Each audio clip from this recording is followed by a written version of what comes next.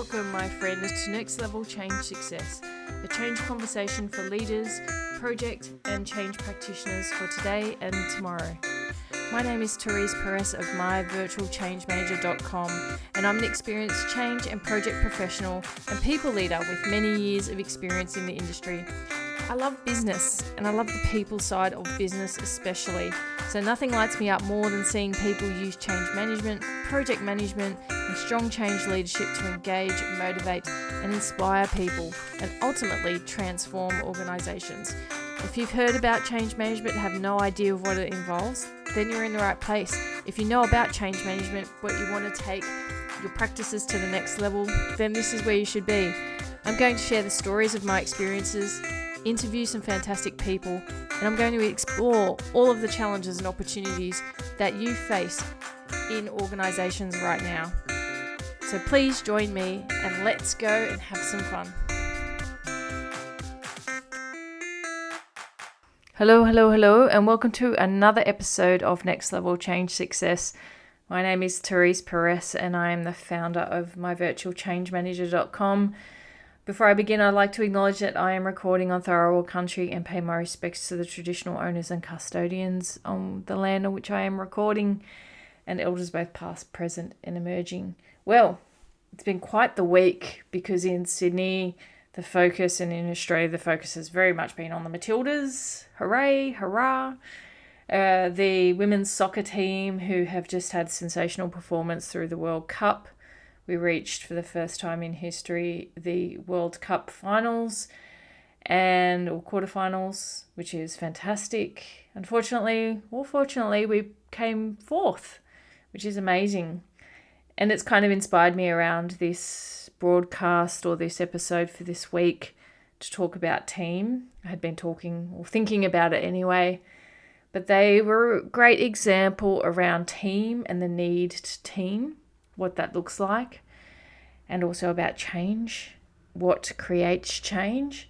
Now, let's talk about teaming in organizations, because you might run a team, you might work with a team, but I can certainly say that no team is on an island. In an organization, teams work together, and this is one of, I think, the areas that I work well in and really set up structures well for, which is all about teams, especially when it comes to change. So first thing really to look at, how do you create the safety, the psychological safety required for a team to be high performing?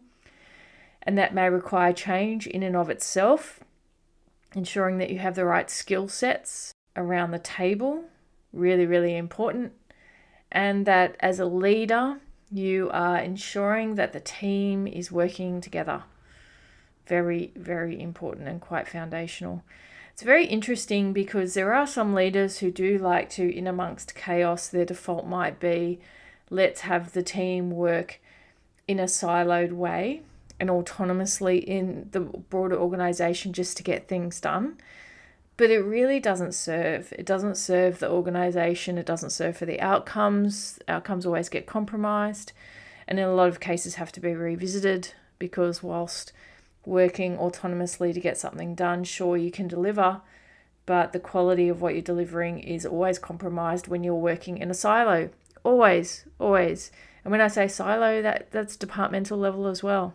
You need to ensure that you're engaging the right departments and functions across an organization. So let's go into metaphor territory. With the Matildas, let's do a bit of maybe it's an analogy. Certainly the Matildas showed, in the soccer pitch. Not sure, I'm not a major soccer aficionado. However, I do love sport and I have been watching Matildas for a number of years. So the things that I noticed in the World Cup was that when you have many teams who are performing well in the World Cup, you have got the best of the best across the globe of female competitors coming together. No different to a whole range of organisations within the same space who want to perform. And you have staff who go from one organisation to the other, to the other, to the other. Well, what does create a high-performing team or organisation? The culture, definitely the culture of the club. And you can see how positive or negative a culture is by default of the behaviours of those in the team. And certainly with the Matildas, you could see that strong club culture, organisational culture within the Matildas setup. Some people who'd been there for years, some of the players who'd worked together, Caitlin Ford, Sam Kerr, Kennedy, Polkinghorne, a whole bunch of competitors. I remember when Sam Kerr was new into the team, the up-and-coming star. This time she was spearheading, even though she didn't play on the field. She didn't play for most of the round games, yet the team functioned well. The team fought hard to win the games. And then Sam came into the team only for part of the games, for some of them, and then started. So this ability for a team to function without a particular individual being on the field is a case in and of itself around a strong team culture, supportive culture, and even to Sam sitting on the bench and cheering on her teammates and feeling part of it. And also some of the others on the bench who typically would be on the field also being part of it. It takes a full squad, even though some may not be at front and centre. And that's a positive team culture, very significant. I'd say it's also shared values, where it is the concept of working together. No single person is more important than others in the team, even though externally there might be a perception that there are some who are more important than others. And I think that really was shown, absolutely, when you saw it through the round games of the Matildas, when everyone was always talking about whether Sam Kerr was going to get on the field or not. The reality was that those girls on the field were just doing a smashing job of holding their own. And then, of course, you think about what does make a good team, because it's a bunch of individuals, and it's around that common goal, common pride in what that team were doing and delivering, that common pride in the Matildas around playing for Australia, playing for each other, and playing for a cause that was bigger than themselves. A lot of the ripple effect that has been seen as a result of the Matildas is actually because they wanted to bring women's soccer to the fore in Australia and do well in the World Cup to further move it along. And so, whilst disappointed at their own performance, which is hard to fathom as an outsider because they are fourth best in the world, and that's absolutely nothing to be sneezed at. But I also have been a competitor in sports. I played a lot of sports in my life, and I know the disappointment that sits there, even at club level, that can sit there when you play and you lose a grand final, or you lose out and you don't even get to the finals. When you're a competitor, it hurts. And when talking about high performers, oftentimes there is that competitiveness that's there, but it can't override the sense of team. And I think in some organisations, for those who are typically high performers, or sometimes identified as high performers because they get things done, there can be a little bit of issue if the person cannot always keep the focus to be on what's good for the organisation, or what's good for the customer, or what's good for the client in the organisational context. Their competitiveness, or that willingness to win and get things delivered at all costs, all of a sudden starts to override, yes, but I'm willing to compromise the outcome just to get it done, then that becomes problematic, right? And that's where some people might default into siloed behaviour, rather than actually we're going to have the foundational respect, courtesy, and ensure that those people who have various roles are involved. Whether they like it or not, they're involved, they have a seat at the table, and they have a stake in the game. And I think that's, if you look at the Matildas at a helicopter view, a midfielder, their strikers, the backs, everyone has their role. Now, if someone starts to override or take on someone's role, first of all, you're going to see it in the disjointed play. It would be disarray. And if that trust isn't there and the respect isn't there, that's going to be problematic as well. And you can see that in teams that haven't performed as well. And I think sports, whilst if someone hasn't seen that framing in a sport context, then it can be a little bit difficult to understand. However, You just need to watch one game, and whether it be soccer, whether it be hockey, these games which are really quite fantastic to watch from a spectator perspective, especially when you see how well a team that has the trust, that has the experience, that has the respect, when that team are playing together, you can see it. There's a synchronicity to it. One of the benefits that the Matildas had was they had people who had worked together before. They had people who had grown up playing the sport together, who knew each other's roles and who had the trust. Now, in an organisational context, if you have the same team delivering certain pieces of work and they deliver it once and then they get to deliver it again, then you will see that trust is there if they gel together. And so part of looking at the teams and when people work across different business areas, if someone works well with a team, you would, from a continuity perspective, want them to work on the next piece of work as well. Because you do see an uplift in whether you term it velocity, whether you term it the ability to deliver, because people have worked together before, that sense of familiarity. I know who to reach out to. I know who I like to work with. Try to bring those teams together across different business units, because you will find that they will perform well because they know each other, they trust each other. Of course, if there has been conflict in the past, then you might need to switch out people. No different to a sporting team. You might have to switch out someone who's a midfielder if you're finding that actually they're not really gelling and they're not providing and feeding the ball to the strikers, for example. So these are the things that you need to look at and change up when it comes to teams and setting up teams that are cross-functional across an organisation. But you do get benefit from this tenure piece. So people who have worked together, who know each other, can reach out to each other and can communicate well. And if they've done that in the past, we'll bring the team back together. You might have a team who essentially works well together, who could work on any piece across the organisation. And I've seen that certainly for interchange context. And so you do want to support that from a delivery perspective, and you will find that you will reap the rewards if you take that approach. And then from a psych safety perspective, because we're going to talk in the next episode about psychological safety at a deeper level, but think about the coach and I guess the coaching staff and what type of environment they need to create for the team to be successful. So you might have really talented people around the table, but they need to have the same value system. So they need to have that common goal. They need to be clear about the common goal. They need to prioritize that common goal over their own personal, endeavors or wants or success criteria for themselves.